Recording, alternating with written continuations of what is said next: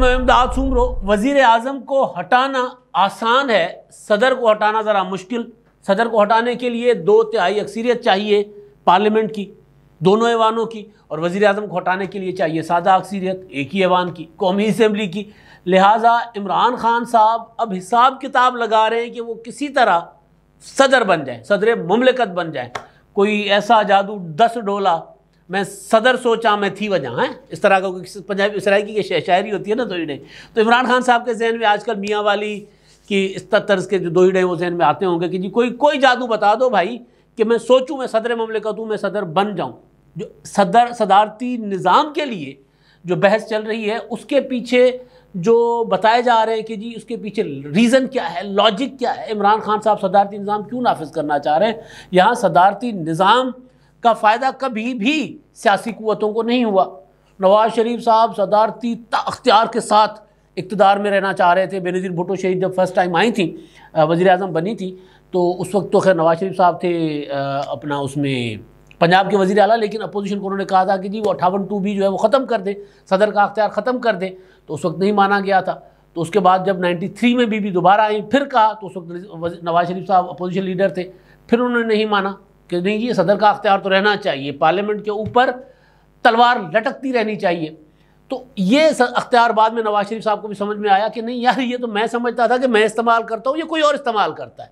नवाज़ शरीफ साहब ये था ना कि जी हम जो महलाती साजिशें करते हैं तो हम महलाती साजिशें करके मैं बेनज़ीर भुट्टो की हुकूमत का शिकार कर रहा होता हूँ। जब खुद शिकार हुए एक बार ग़ुलाम इस्हाक़ खान के हाथों, तो उसके बाद फिर 97 में नवाज़ शरीफ साहब को अपना एहसास हुआ, फिर उन्होंने ख़त्म किया 58(2)B को, फिर मुशर्रफ ने आके फिर उसको बहाल किया 17वीं तरमीम के ज़रिए। तो अब अगर इमरान खान साहब के दिमाग में ख्वाब ख्याल में कहीं ये है कि वो बन सकते हैं सदर बनेंगे और फिर वो सदारती निज़ाम का खुद फ़ायदा उठाएंगे, तो फिर वो ख्वाब ही देखिए सदारती निज़ाम का। अगर उस तरफ कोई मुल्क, अव्वल तो कोई ऐसा पाकिस्तान, मैंने पहले भी कई बार गुजारिश की है कि पाकिस्तान जिस तरह चल रहा है, जो निज़ाम है हमारा जिस तरह चल रहा है, ऐसे मतलब कि जो हमारा आइनी इंतज़ाम है, बंदोबस्त है, उस आइनी बंदोबस्त में सदारती निज़ाम की गुंजाइश नहीं है। और फिर हमारा जो अपना मुल्क का स्ट्रक्चर है, ज़्यादा कौमियतें यहाँ बसती हैं, ज़्यादा लसानियतें बसती हैं, एक फेडरेशन है, सब ने एक क्या होता है सोशल कॉन्ट्रैक्ट के तहत पाकिस्तान में सब शामिल हुए हुए हैं। तो वो अगर इसी तरह सदारती निज़ाम नाफिज कर दिया जाएगा तो फिर किसी वो हमारा बंदोबस्त जो है वो कमज़ोर पड़ जाएगा, हमारा वफाक कमज़ोर पड़ जाएगा, और पहले भी सदारती निज़ाम मुल्क को तोड़ चुका हुआ है। तो एक तो ये कि जो इमरान खान साहब सोचते हैं, इमरान खान साहब के लिए कहा जा रहा है कि इमरान खान साहब इन दोनों मुलाकातें कर रहे हैं बड़ी बड़ी कि जी सदारती निज़ाम हो। अब ये करते हैं कि बजाय इससे कि अपोजिशन आके मुझे गिरा दे, मैं इसी पार्लियामेंट से अपने आप को सदर मुंतखब करवा लूँ, और सदर मुंतखब करवा के फिर सदारती निज़ाम हो ना हो, और उसके बाद फिर वो बल्कि मतीउल्लाह जान साहब ने ट्वीट भी किया हुआ है कि वो सोच रहे हैं कि फिर उसके लिए तो मैं ऊपर बैठ जाऊँगा, फिर जिसकी मर्ज़ी हुकूमत आए तो फिर वो मुझे हटा नहीं सकते। तो मुशर्रफ जब आए थे, मुशर्रफ साहब सदर थे और पीपल्स पार्टी की हुकूमत आई थी, और पीपल्स पार्टी के पास नहीं थी 2/3, सिंपल मेजॉरिटी भी नहीं थी, लेकिन पीपल्स पार्टी और मुस्लिम लीग नून और मौलाना फजलुर रहमान और बाकियों ने मिलके मुशर्रफ को, आमिर को पहले वर्दी उतरवाई, और उसके बाद क्या होता है मक्खन से बाल की तरह निकाल कर बाहर फेंक दिया, दूध में मक्खी की तरह निकाल कर बाहर फेंक दिया कि भाई ये दूध ख़राब कर रहे हैं, करिए मक्खी। और मुशर्रफ साहब रिज़ाइन करके चले गए थे 2/3 अपना मुआवजे से पहले। तो असल जो है कहानी वो ये कि इस्लामाबाद में सारा कुछ चल रहा है, और इस्लामाबाद में 2 डेवलपमेंट्स आज और हुई हैं। एक तो ये सदारती निज़ाम की गपशप चल रही है, मुसलसल चल रही है, तो ये चलती रहती है। एक तो इसके पीछे 2-3 चीज़ें होती हैं। एक होता है तवज्जो हटाना, चीज़ें ना बना के हुकूमत कोशिश करती है कि फिर हुकूमत की तरफ से लोगों की तवज्जो हट जाए, फिर और ऐसा वो हुकूमतें किया करती हैं जिनकी जो है वो जड़ें नहीं होती ज़मीन में, ठिकरी दे पहाड़ वो सिंधी में हम कहते हैं, तो जिनकी जड़ें नहीं होती ज़मीन में वो फिर इस तरह की क्या होते हैं हरबे, इस तरह के टैक्टिस इस्तेमाल करते हैं, प्रोपेगेंडा के टैक्टिस। जिस तरह वो अपना ये जी मुस्लिम लीग नून के अंदर 4 लोग जो हैं वो ख़ुद को जाकर पेश कर चुके हुए हैं कि नवाज़ शरीफ साहब क्या आप बेचते हैं जी, हम हैं ना, हमें आप मौका दें, हम बनते हैं। हर जमात के अंदर इस तरह के लोग होते हैं, बल्कि वो खाकवानी साहब का तो मैंने आपको ट्वीट भी बता दिया था। तो वो इस तरह के प्रोपेगेंडा। लेकिन अब जो ये सदारती निज़ाम का मामला है ये भी बहुत हद तक प्रोपेगेंडा है, ख्वाहिश ज़रूर है लेकिन ये ख्वाहिश सबको पता है कि जो प्रोपेगेंडा करवाते हैं उनको पता है कि ख्वाहिश पूरी नहीं हो सकती, आजमाई जा चुकी हुई है। पाकिस्तान में एक बार नहीं 4-5 बार सदारती, बल्कि सदारती निज़ाम ही रहा है। 2008 के बाद जाकर पाकिस्तान में कहीं कोई बेहतर पार्लिमानी निज़ाम जो है वो, या फिर भुट्टो शहीद का जो थोड़ा सा दौर था उसके बाद फिर ज़िया-उल-हक ने फिर ख़राब कर दिया था। तो पाकिस्तान तो सदारती निज़ाम में ही रहा है, या मार्शल लॉ में रहा है या सदारती निज़ाम में रहा है। 2008 के बाद कहीं पार्लियामेंटी निज़ाम आया, इमरान खान साहब आए तो उन्होंने पार्लियामेंट को फिर बेबस कर दिया। तो अब दोबारा ये वाली बातें चल रही हैं। तो इन बातों के पीछे बुनियादी तौर पर कोई चीज़ है नहीं। उसके पीछे असल ये है कि जो हुकूमत का घेराव हो रहा है, अब दोबारा बातें होने शुरू हो गई है कि जी हुकूमत दिनों की मेहमान है। मरीम नवाज़ साहिबा ने इस्लामाबाद में उनकी समाअत थी अपीलों की, आज वो इस्लामाबाद हाई कोर्ट में पेश हुई थी। उसके बाद उन्होंने मीडिया टॉक की थी। मरीम नवाज़ साहिबा पार्ट टाइम पॉलिटिक्स करती है, सबको पता है कि वो अब मुतहरिक उस तरह सियासत नहीं करती। जब उनकी कोई पेशी होती है या कोई तकरीब होती है तो उस पर वो आकर मीडिया टॉक कर लेती हैं। अंदर बेशक वो अपना पार्टी के अंदर वो फुल टाइम सियासत करती होंगी। मैं पब्लिक उस हवाले से बात कर रहा हूँ कि ओकेजनली अब वो सामने आती हैं। जिस तरह पहले था कि मरीम नवाज़ साहिबा रोज़ाना की बुनियाद पर या प्रेस कॉन्फ्रेंस या रैलीज़ करती थी या जलसों में जाती थी, लेकिन अब वो नहीं उस तरह मुतहरिक रही।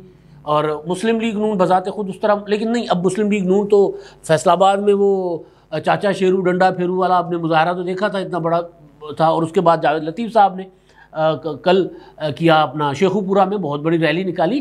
तो मुस्लिम लीग नून के लोग मुतहरिक तो हो रहे हैं तेज़ी के साथ, और लॉन्ग मार्च का ऐलान हो चुका हुआ है 23 मार्च को, तो उसकी तैयारी भी कर रहे हैं। तो खैर, तो मरीम नवाज़ साहिबा वो आई मीडिया पर, उन्होंने मीडिया टॉक की। उसमें उन्होंने कहा कि जी इमरान खान साहब की हुकूमत अब महीनों की या हफ्तों की नहीं, दिनों की बात है। ज़ाहिर है अपोजिशन एक तो ये होता है कि अपने लोगों का लहू गरमाने के लिए ये कहना ज़रूरी होता है कि जी हुकूमत जा रही है, हुकूमत जा रही है। इसी तरह नवाज शरीफ साहब की हुकूमत के लिए भी कहा जा रहा था। इमरान खान साहब की हुकूमत असल में इतनी कमज़ोर हुकूमत और उसके सामने इतनी कमज़ोर अपोजिशन कि अपोजिशन की पार्टियों के अंदर यानी इत्तेहाद, अपोजिशन का इत्तेहाद यानी मुख्तलिफ़ पार्टियों का आपस में इख्तलाफात, आपस में बयानियों के तजादात वो तो होते हैं, लेकिन पार्टियों के अंदर बयानियों के तजादात वो भी बहुत भरे पड़े हुए हैं। तो उसका फ़ायदा डेफिनेटली इमरान खान साहब को होता है। और ये कि अगर इमरान खान साहब को हम घर भेजते हैं तो फिर कौन आएगा, तो उसका फ़ायदा भी इमरान खान साहब को होता है। वरना वाक़ईतन मैं मार्च जो था, गुज़िश्ता मार्च 2021 में इमरान खान गए हुए थे। इमरान खान साहब की हुकूमत यानी एक आपने जब टेस्ट कर लिया ना, आप क्या करते हैं, आप पहले कोई भी दवाई बनाने से पहले, कोई भी चीज़ बनाने से पहले उसका तजुर्बा करते हैं। तो तजुर्बा तो हो चुका हुआ था, और वो तजुर्बा हुआ था 3 मार्च को। और 3 मार्च को क्या हुआ था, हफीज़ शेख शिकस्त खा गए थे कौमी असम्बली से, जिस पर मरीम नवाज़ साहिबा ने भी कहा, बिलावल भुट्टो ज़रदारी साहब ने कहा कि अपोजिशन ने, PDM ने इमरान खान को घर में घुस कर मारा है। और वो वाक़ईतन घर में घुस के मारना था। तो मेरे हिसाब किताब में जो मेरी कैलकुलेशंस थी उसमें तो इमरान खान साहब जो है वो मार्च में गए हुए थे, चले गए थे। अगर मार्च में तहरीक अदम एतमाद आ जाती, लेकिन उस वक्त तहरीक अदम एतमाद की मुखालफत किसने की, PDM में मौलाना फजल रहमान साहब ने, नवाज शरीफ साहब ने, मरीम नवाज़ साहिबा ने, और उस वक्त लॉन्ग मार्च की बातें शुरू हो गई थी। तो अब दोबारा अपना तहरीक अदम एतमाद की जब बातें शुरू हो रही हैं तो फिर वाक़ईतन अगर तहरीक अदम एतमाद आ जाती है तो फिर इमरान खान साहब की हुकूमत दिनों की बात है। अगर तहरीक अदम एतमाद के पीछे कोई और बंदोबस्त ना आ जाए, बंदोबस्त ही होते हैं ना, यहाँ पे कोई फ़ोन शोन आ जाता है या फिर कोई आसरा आता है, कोई लारे लप्पे पे इमरान खान साहब के, अपोजिशन को लारे लप्पा में रख के इमरान खान साहब के अगलों ने 3 साल तो निकलवा लिए। अब अगर कोई लारे लप्पे मज़ीद नहीं बचते तो फिर मरीम नवाज़ साहिबा की बात पर यकीन कर लीजिए कि इमरान खान साहब की हुकूमत बाकी दिनों की मेहमान है। और फिर हुकूमत की जो कारकर्दगी है, जितनी महंगाई है, जिस तरह हुकूमत आगे अपना मिनी बजट के बाद जो हुकूमत के ख़िलाफ़ एक नया माहौल बन रहा है, तो वो हुकूमत को तो रहने नहीं देगा। बस सिर्फ बात यह है कि कहीं किसी आसरे पे, किसी फ़ोन कॉल पे, किसी मीटिंग के इंतज़ार में ना अपोजिशन बैठ जाए, वरना इमरान खान साहब तो गए हुए हैं। मुझे आज एक बात मरीम नवाज़ साहिबा की बात पूरी कर इस नुक्ते पे पूरी करके फिर मैं बिलावल भुट्टो ज़रदारी साहब ने भी मीडिया टॉक की है, उस पर उन्होंने अपना वो जो पुराना मौक़िफ़ है वो उन्होंने दोहराया, लेकिन एक सिग्नल ज़रूर किया है, और वो सिग्नल उन्होंने किया है अपोजिशन जमातों को। तो मरीम नवाज़ साहिबा से बाकी तो जितनी भी बातें हुई थी रिवायती सवालात थे। इस्टेब्लिशमेंट के हवाले से भी उन्होंने सवाल हुआ कि जी इस्टेब्लिशमेंट कहते हैं कि गैर जानिबदार हो गए, तो उन्होंने कहा कि अगर हम उम्मीद करते हैं कि हर कोई इदारे जो है अपनी आइनी हदूद में रहें, यही उम्मीद करनी चाहिए, ये अच्छी उम्मीद है। और इदारों को भी ज़ाहिर है अपनी आइनी हदूद में रहनी चाहिए, जो आइन कहता है वही करना चाहिए, उससे बाहर तो किसी को नहीं निकलना चाहिए। चाहे मुल्क का वज़ीर आज़म हो, चाहे कोई अदलिया हो, चाहे फ़ौज हो, जो भी हो इदारा, यानी हाँ, पार्लियामेंट वो इदारा है जिसके पास ये अख्तियार होता है कि वो खेल के नए वो क्या होता है ज़ाब्ते, जो आइन जिसको कहते हैं, वो तरमीम कानून पार्लियामेंट का हक है ना, तो वो कर सकते हैं। पार्लियामेंट के अलावा कोई और तय नहीं कर सकता कि अब हमने आगे कैसे चलना है। तो वो तो बात तय ठीक कही मरीम नवाज साहबा ने। लेकिन मियाँ नवाज शरीफ साहब की वापसी के हवाले से वो जो मैं बात कर रहा था ना कि पार्टियों के अपने अंदर तजादात है। जब नवाज शरीफ साहब की वापसी के हवाले से सवाल हुआ, मैं सवाल दोहराए देता हूँ, जवाब भी मरीम नवाज साहबा का मैं अपनी ज़बान से आपको बता दूंगा। सवाल हुआ कि जी नवाज शरीफ साहब वापस कब आएंगे, तो मरीम नवाज साहबा ने सहाफ़ी पर तंज करते हुए कहा कि जी आप ये सवाल पूछते पूछते थकते नहीं हैं। अब यहाँ आकर मुझे लगा कि यार ये एक पॉलिटिकल लीडर को, यानी जावेद लतीफ़ साहब ने कल ही कहा कि जी मियाँ नवाज शरीफ साहब महीनों में नहीं, दिनों में नहीं, हफ्तों में नहीं, दिनों में आएंगे। जिस तरह मरीम नवाज साहबा कह रही हैं कि इमरान खान की हुकूमत महीनों में नहीं, हफ्तों में नहीं, दिनों में जाने वाली है, इसी तरह जावेद लतीफ़ साहब ने कहा कि वो दिनों में आ रहे हैं। इसी तरह मुस्लिम लीग नून के दीगर लीडर कह रहे हैं कि मियाँ साहब आ रहे हैं, तैयार खड़े हुए। शाहिद खाकान अब्बासी का मौक़िफ़ दूसरी तरफ अपनी जगह। लेकिन सहाफ़ी को ये कहना कि जी आप ये सवाल करते करते थकते नहीं हैं, इसका मतलब है कि वो जिस तरह एक वक्त था ना कि पीडीएम में सवाल पूछा जाता था तहरीक अदम एतमाद का, चाहे पार्टी की मीटिंगों में, पीडीएम के इजलासों में, या फिर सहाफ़ी सवाल करते थे तो उस पर सहाफ़ियों से उल्टा सवाल किया जाता था कि जी आप ज़रा नंबर गेम बताएं ना, आप बताएं इस्टेब्लिशमेंट का इमरान खान के सर पर हाथ है कि नहीं। फिर जिस तरह छेड़खानी होती थी ना, जैसे छेड़ लिया किसी ने, मौलाना फजलुर रहमान साहब से सवाल हो या शाहिद खाकान अब्बासी से, तो वो चिढ़ जाते थे।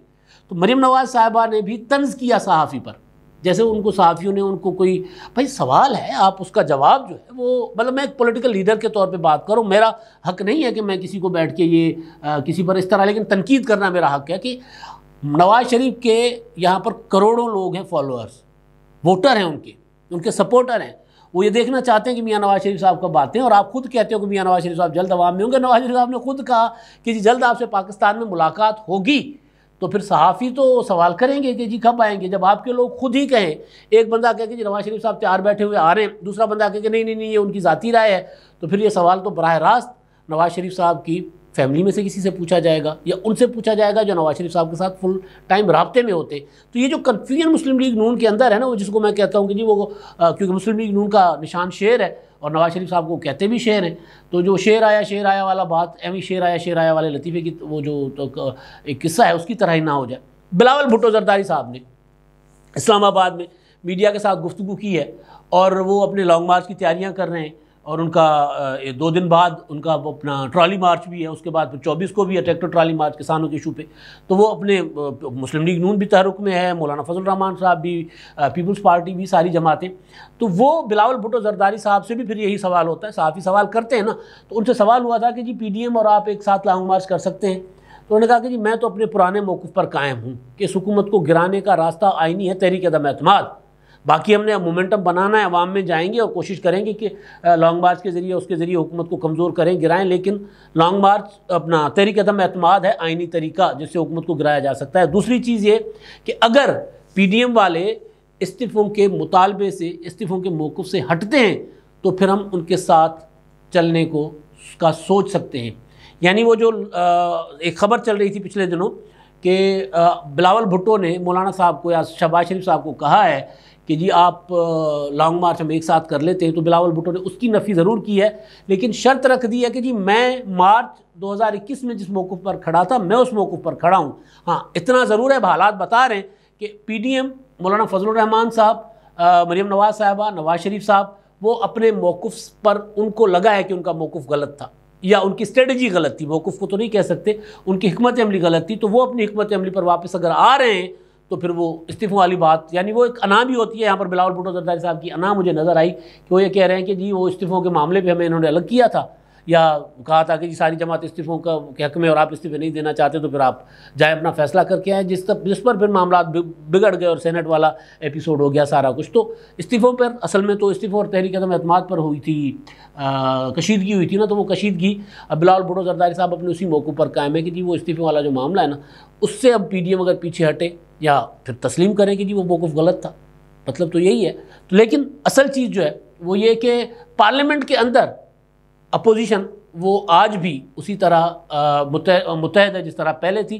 पार्लियामेंट के बाहर, ये सवाल लॉन्ग मार्च के हवाले से हुआ था, तो पार्लियामेंट के बाहर बिलावल भुट्टो ने पीडीएम को ऑप्शन दे दी है कि जी इस शर्त पर हम साथ चल सकते हैं। और उससे पहले अगर 27 मार्च को पीपल्स पार्टी का लॉन्ग मार्च होता है, 23 मार्च को पीडीएम का लॉन्ग मार्च होता है, लेकिन उससे पहले मरीम नवाज साहबा तो कह रही है दिनों की बात है।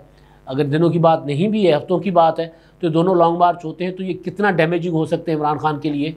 अगर ये डैमेजिंग ना महसूस हो रहे होते, इमरान खान साहब को लग रहा होता, ना लग रहा होता कि उनके खिलाफ कोई संजीदा मूव नहीं चल रही, तो फिर ये सदारती निज़ाम के अफसाने क्यों बनाए जाते। अब तक के लिए इतना ही। अल्लाह हाफ़िज़।